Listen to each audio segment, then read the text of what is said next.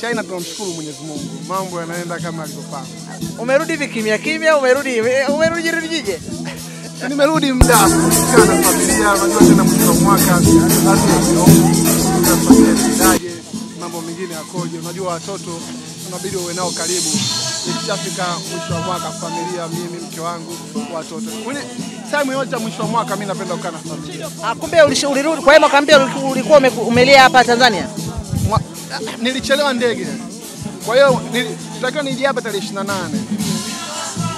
Baada ya kuchelewa ndege, tiketi yangu kasogezwa siku 7 mbele. Kwa hiyo before mwaka, yani baada ya mwaka mpya, siku 2 mbele nikawa hapa. Haya basi watu wakasema, unajua kwenye mitandao watu wakaona wakaanza kutoa posti za ndege ndio katua baada ile posti aliyoituma Mama P. Unajua Mbeya Tanzania watu wanapenda sana Mbeya, wanaunganisha matukio.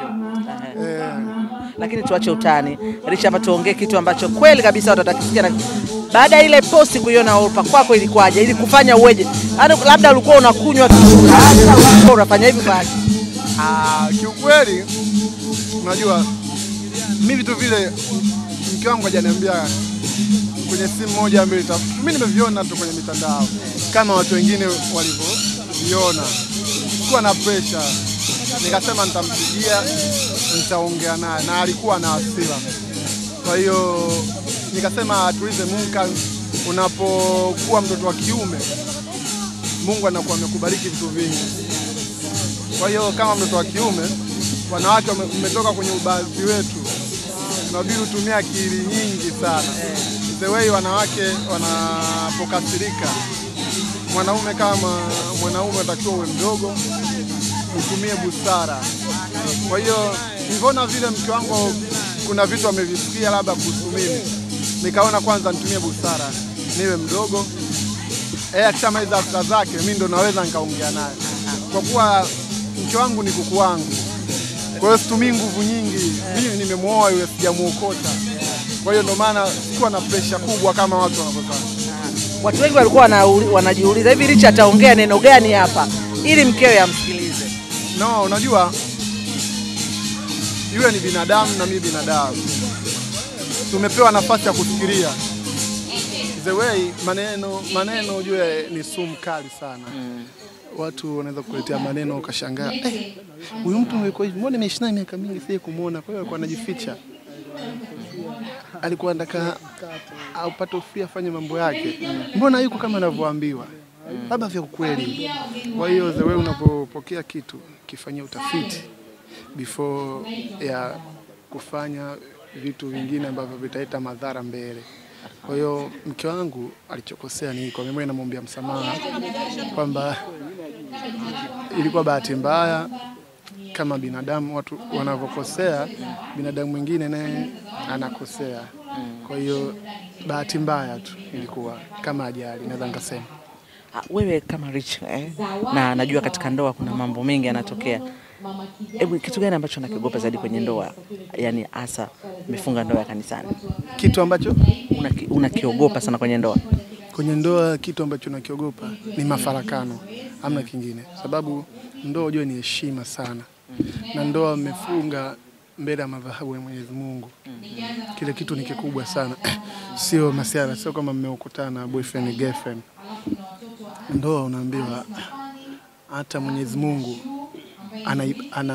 anafurahia kwa sababu unapooa umefanya nusu ya dini. Ndoa ni jambo kubwa. Kwa hiyo inapotokea mafarakano ndio kitu ambacho naogopa. Mafarakano ni kumkosea mpaka Mwenyezi Mungu mwenyewe. Achana tu na familia, wazazi wa pande zote mbili, hata Mwenyezi Mungu pia unamkosea. Kwa hiyo ndio kitu ambacho naogopa mimi ni mafarakano. Ndio maana before ya ndoa mnaenda kwenye mafundisho, na mafundisho wanawasi kutokutengana. Yaani kutokutengana wakimaanisha kwamba kuweni wavumilivu. Ndoa ina vitu vingi. Ndio maana mnapewa vyeti before ya vitu ambavyo mnakutana navyo. Mimi natamani hapa leo umwambie mkeo neno zuri ambalo akilisikia hasa anajua huyu ni Baba P. Ni kweli. Kitu ambacho nachopenda kumwambia, yeye mwenyewe anajua jinsi gani ninavyompenda. Siwezi kuficha, iko wazi. Sababu kitu alichokifanya ingekuwa mwanaume mwingine ana mambo mengi, angeona hii ndio chance yangu mimi kufanya mambo yangu, lakini mimi nikasema no, hiki kitu kitapita.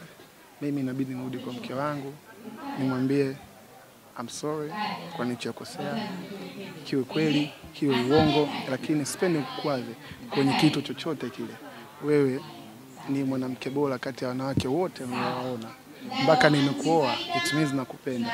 Ningekuwa sikuhitaji nisingehangaika na wewe. Umenipa watoto wazuri, tuna familia nzuri sana kiukweli. Namshukuru sana Mwenyezi Mungu. Sio rahisi mwanamke kama wewe mzuri, mrembo kujitoa kwangu. Najua kalifu vitu vingi sana. Maneno ni mengi sana. Ningekuwa mwanamke mwenye londogo, angesha give up. Mpaka nimempeleka kanisani, nimempeleka kwa wazazi, kanizalia, kanifanyia vitu vingi ambavyo mwanamke mwingine ingekuwa sio rahisi. Mimi naomba nikushukuru, lakini kikubwa zaidi nawaombea baraka nzuri sana na maisha marefu ndani ya ndoa yenu. Amen sana, amen. Zidi kutuombea na sisi tunajiombea sana kiukweli. Vita ni kali sana, lakini ulinzi wa Mungu ni mkubwa kushinda vita vyao. Asante. Mimi naitwa Juma, mmiliki wa magari ya usafirishaji wa mizigo na abiria. Natumia Bima Pap kwa sababu inaruhusu kuweka TIN namba yangu wakati wa kununua bima. Inafanya iwe rahisi kudai vati kutoka TRA kwa kutumia hati hiyo ya bima. Uwezo wa kupata mkopo bwana. Hii inasaidia sana kugharimia mambo mengine ya uendeshaji hata kama bajeti inabana. Tumia Bima Pap kwa kupiga *150*51 alama ya reli. Au kwa WhatsApp tuma neno Bima Pap kwenda namba 0764166066 ujipatie bima. Bima Pap, urahisi wa maisha.